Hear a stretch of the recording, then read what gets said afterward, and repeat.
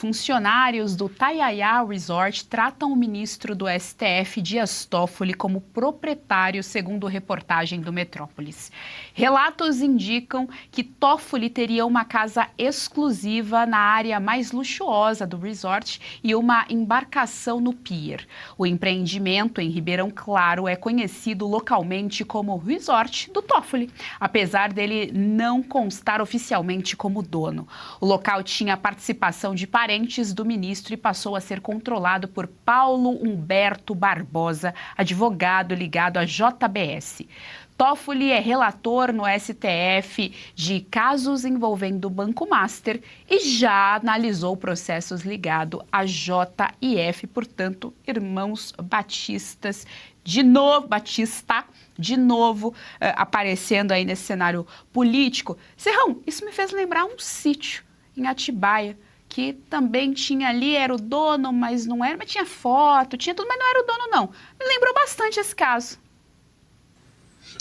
Lembra até aquela música do Boca Nervosa, né? Não é nada meu, não é nada meu, é tudo de um amigo meu, né? Excelência, eu não tenho nada, é tudo de um amigo meu. É isso aí. São essas as histórias que a gente é obrigado a ouvir no Brasil de hoje como piada. Só que a coisa está ficando muito séria. O volume de revelações que vem aparecendo a partir dessa história do Banco Master, hoje você já tem uma junção entre o escândalo do Banco Master, do INSS e da modelagem que o PT utiliza para fazer os esquemas de crédito consignado em estados e em outras situações que eles ajudaram a promover. Então hoje temos um regime criminoso definitivamente consagrado.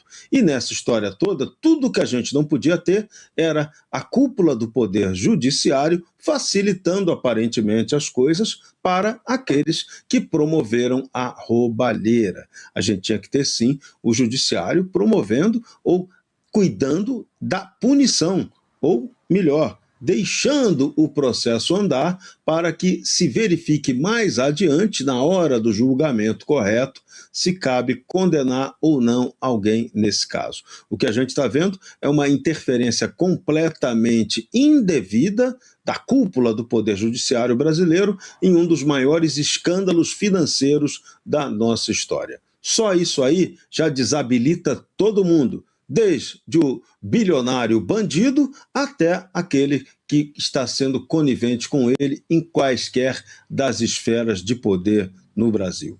É por isso que o povo está na rua caminhando, é por isso que as pessoas querem e vão conseguir a mudança. Esse país da roubalheira não nos pertence, pelo menos a maioria honesta, que ainda sonha com um Brasil melhor.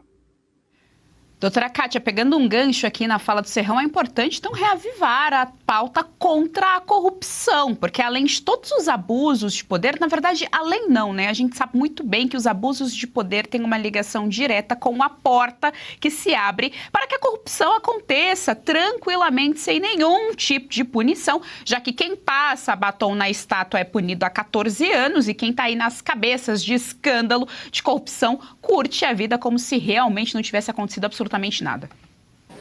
Geise, a corrupção no Brasil ela só pode ser endêmica graças ao auxílio direto de um judiciário ou inerte ou conivente. Nós vimos lá nos saudosos anos da Lava Jato, todos os esquemões, né, do universo político, vimos pessoas do executivo, de várias esferas do executivo, do legislativo, diversos nomes, né, empresários, aquele conluio bem perverso que configura mesmo crime de corrupção, né? Tanto no polo ativo, que é o empresário que corrompe o agente público, quanto no polo passivo do agente público que se deixa corromper, que aceita aquelas propinas milionárias, né? Que entra nos esquemões de propinoduto.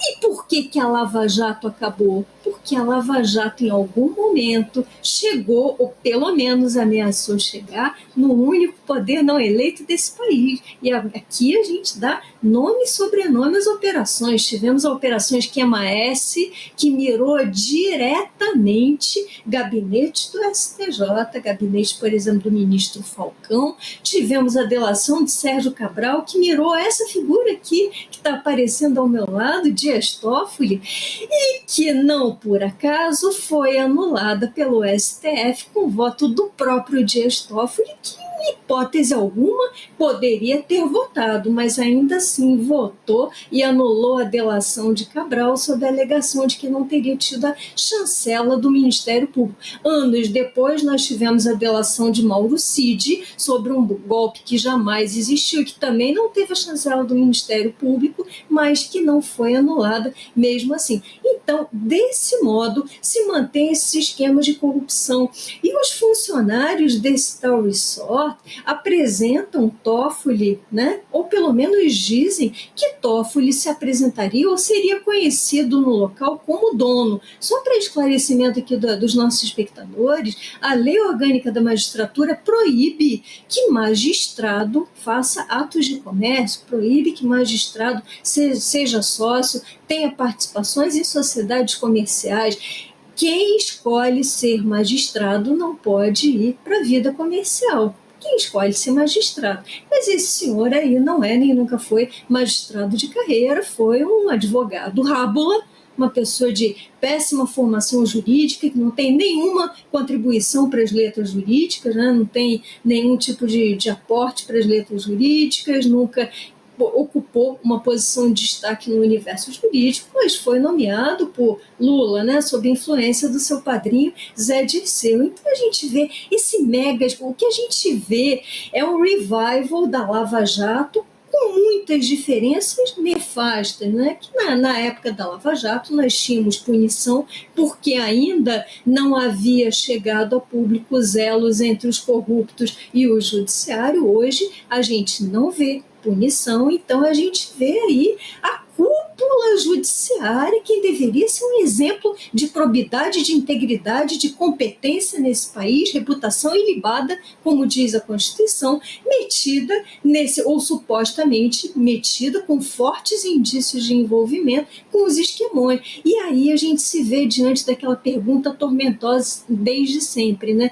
Quem julga o juiz? Quem julga o juiz de cúpula, já que não há ninguém acima dele? Fachin, presidente do tribunal, não faz absolutamente nada. Com a sua inércia, é conivente com tudo isso. O Senado Federal se mexe? Não. Fecha o olho, finge que nada acontece. Precisamos de uma movimentação séria nesse país. Por isso a importância da caminhada e a importância do pós-caminhada. Precisamos de parlamentares, de políticos que, aos poucos, vão acabando com todo esse poderio, com esses esquemões. Nenhum país pode viver assim, nenhum país pode viver sob o mando de togados, muito menos de togados de um sistema judiciário, né, que foi classificado como o segundo pior, o segundo mais corrupto do mundo pelo ranking global. Isso é insustentável. Gostou do conteúdo que viu por aqui no canal da Revista Oeste? Compartilhe e deixe o seu like.